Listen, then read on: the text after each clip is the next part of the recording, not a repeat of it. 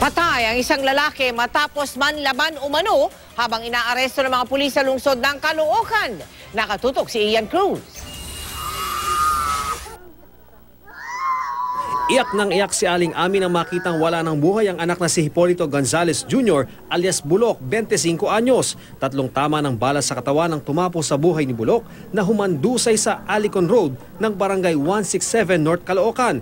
Isisilbi umano ng mga pulis mula sa Caloocan Warrant Section ang 2 warrant of arrest para sa mga kasong homicide at theft, pero nanlaban daw ito. Nakaigaw ako eh. Wala. Bumutok lang tumayo ako kasi kung ano yun. Paglabas ko marami ng tao. Yung sinasabing sumuko ka o pulis kami, wala kayong narinig na ganon? Wala naman po akong narinig. Basta may narinig lang kami nagputukan. Kasi walang tao eh, wala naman kami.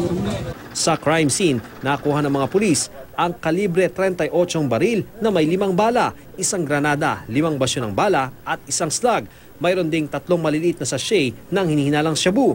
Tumangging magpaunlak ng panayam ang ina ng nasawi pero giit ng kapatid niya. Ang sabi po ng mga pulis, nanlaban daw yung kapatid. Hindi ako naniniwala dahil may mga sibilyan na nakaabang sa kanya dito sa way na to. Siya nandito, on the way dito. Bale, magkasalubong. Paano siya makakapanlaban? Ilang pulis ang umano sa kanya na sibilyan. Patuloy na inimbestigahan ang insidente. Mula Oktubre hanggang kasalukuyan, umaabot na sa 15 ang naitalang kaso ng pamamaril sa Caloocan. Ilan sa mga insidente may kinalaman umano sa operasyon laban sa droga. Ian Cruz, Nakatutok, 24 Oras.